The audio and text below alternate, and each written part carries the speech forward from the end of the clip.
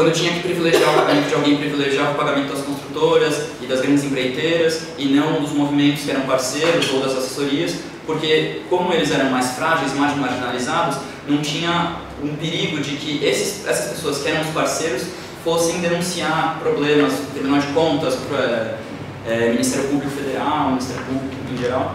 Então tinha essa preferência pelas construtoras e pelo capital imobiliário e capital da construção civil. E esse cenário, no final da gestão, ficou conhecido como o calote da Marta.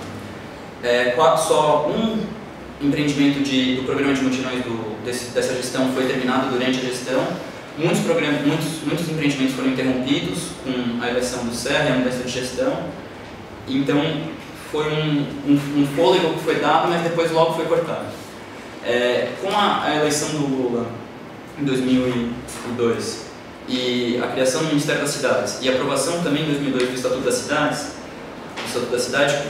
outro panorama se abriu, outras possibilidades se abriram, principalmente com o início do processo de democratização do acesso ao crédito imobiliário, em que os programas do governo federal de financiamento da habitação eram operados pela Caixa Econômica Federal, que é um banco, já tornando diferente essa maneira de se trabalhar com a autogestão e com os movimentos. Falar do histórico das assessorias, falando do histórico das assessorias, precisa pontuar a importância de se falar da assessoria enquanto prática profissional. Essa forma de atuação do arquiteto, ela tem que se viabilizar. Então tem que se olhar no histórico dessa forma e entender como que isso acontece.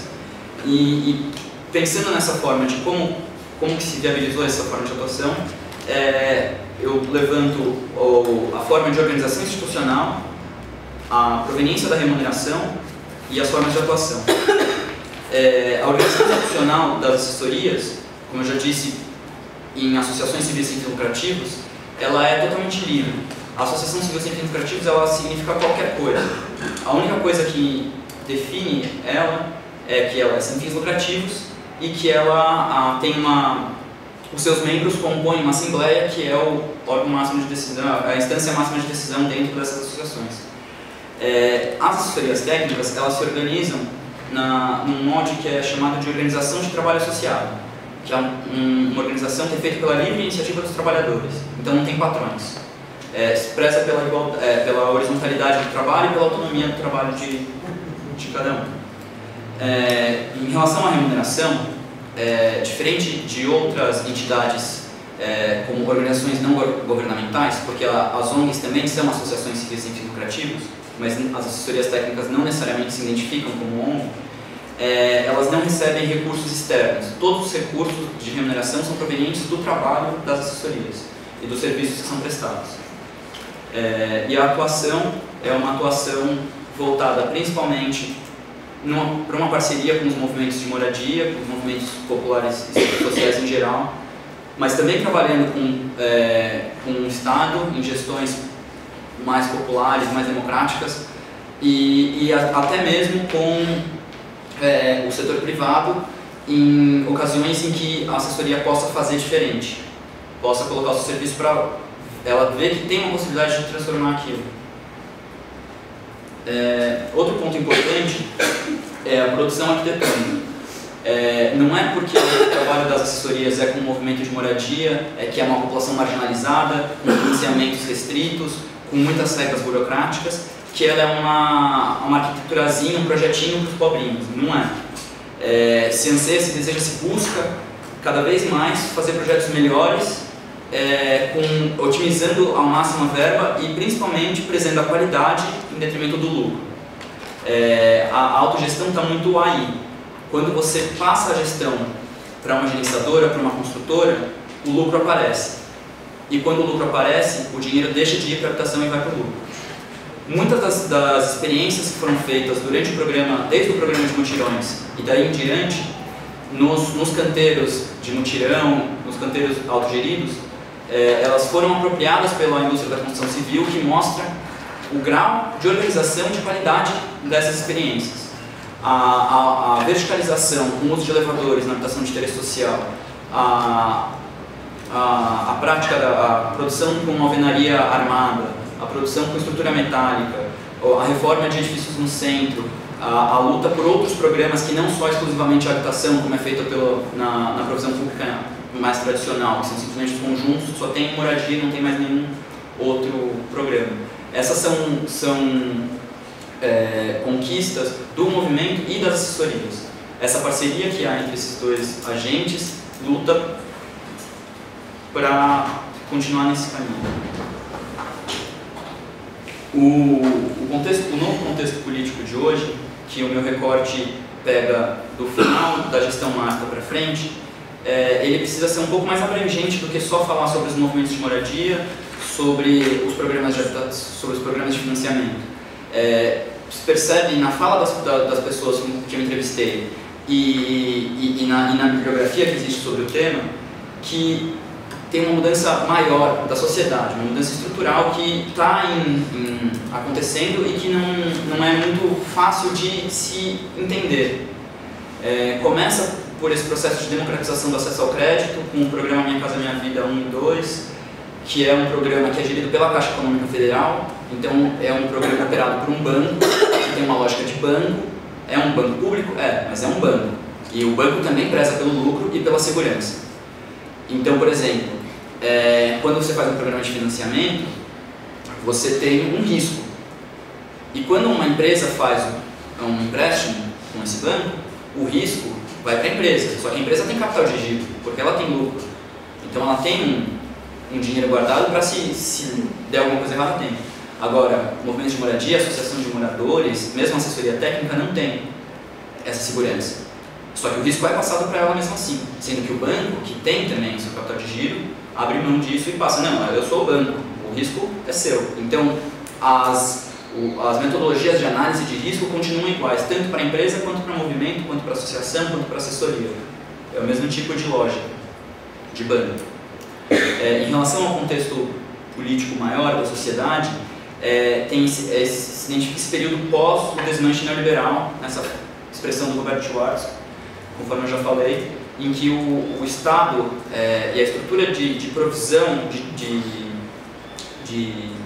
do Estado, ela é totalmente desmanchada na ideia de um Estado empresarial gerencial mínimo, em que ele simplesmente gerencia, ele passa tarefas para outros, chamada terceirização, e simplesmente gerencia as coisas de fora. Ao mesmo tempo, hoje, depois de 10 anos do início da gestão do Lula e do PT no governo federal, se tem questionamentos na sociologia política, nas ciências sociais, sobre como que é esse governo dito de esquerda, que atua dentro do capitalismo, dentro da estrutura capitalista, que continua funcionando da mesma forma como se funcionava antes. E então tem esses dois termos cunhados, o hegemonias avessas, cunhado pelo Chico de Oliveira, e o dualismo, pelo André Singer, que tem um constante debate um com o outro, que são estudos sobre a forma como esse governo do PT corrobora com o grande capital e com o pacto de dominação, só que ao mesmo tempo ele tem uma base eleitoral das pessoas que são mais pobres da sociedade, e que, segundo a análise do André Singer, são pessoas despolitizadas, que elas se seguem por imagens toscas, então por isso que é o lulismo e não é o petismo, é a figura do Lula, a importância disso. Então é um cenário de desideologização e despolitização. Ao mesmo tempo, isso também reflete nas mudanças nos movimentos sociais, em especial no movimento de moradia. O Miyagusko, que é um sociólogo, ele exemplifica isso, por exemplo, na mudança do termo movimento de moradia para movimento de sem-teto. Que você passa, o movimento ele se identifica antes com uma luta por um direito dele, que é o direito à moradia. Mas ele passa a ser denominado por um movimento de sem-teto, um movimento de uma pessoa que não tem algo. Então, na verdade, é esse cenário de encolhimento e flexibilização do campo dos direitos. E, ao mesmo tempo, existe uma consolidação de uma crítica que já é antiga sobre o mutirão, sobre a produção na população, em forma de população organizada sistema de mutirão, tanto na academia, tanto nas assessorias, quanto nos movimentos de moradia. Sobre como esse mutirão é sobre trabalho, sobre como essa forma de produção não afeta o grande capital, não afeta as grandes construtoras, sobre como isso é muito problemático, e é um debate que eu não quis me aprofundar, porque é uma questão muito polêmica. Eu preferi questionar as pessoas da assessoria sobre isso, e eu apresento isso na caracterização delas, do que me aprofundar muito nisso. Só que ficou uma coisa clara para a maioria, acho que absolutamente para todo mundo. A luta não é pelo mutirão, a luta é pela autogestão. E o mutirão pode ou não fazer parte da autogestão. Então é essa frase, que é o menos mutirão, mais autogestão. Bom, a partir daí eu fiz a caracterização das assessorias, seguindo sempre a mesma estrutura. Primeiro eu tenho informações, que são a data de fundação e quem são os técnicos, qual é a sua formação. Depois um pequeno relato sobre a formação dessa assessoria e mais ou menos o desenvolvimento até chegar nesse cenário do meu recorte temporal.